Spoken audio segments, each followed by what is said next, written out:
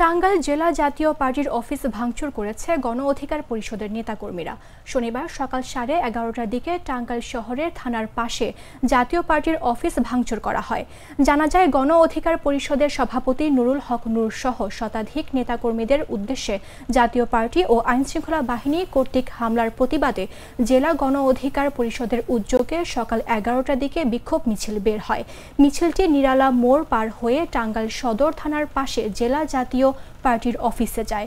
এ সময় নেতাকর্মীরা জাতীয় পার্টির অফিস ভাঙচুর করেন। এক পর্যায়ে অফিসের ভেতরে প্রবেশ করে চেয়ার ভাঙচুর করা হয়। এ বিষয়ে টাঙ্গাইল সদর থানার ভারপ্রাপ্ত কর্মকর্তা বলেন, বর্তমানে সেখানে পুলিশ মোতায়েন করা হয়েছে।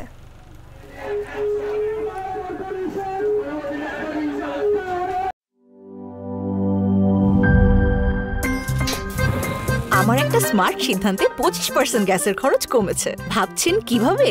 সাধারণ গ্যাস স্টোভ বদলে আমি এনেছি আরএফএল গ্যাস স্টোভ। এর সাইন্টিফিক নজল ও ব্রাস বার্নার ক্যাপ সমানভাবে তাপ ছড়িয়ে রান্না করে দ্রুত। তাই গ্যাসও বাঁচায় 25%, টাকাও বাঁচে 25%। আরএফএল গ্যাস স্টোভ নিরাপদ ও গ্যাস সাশ্রয়ী।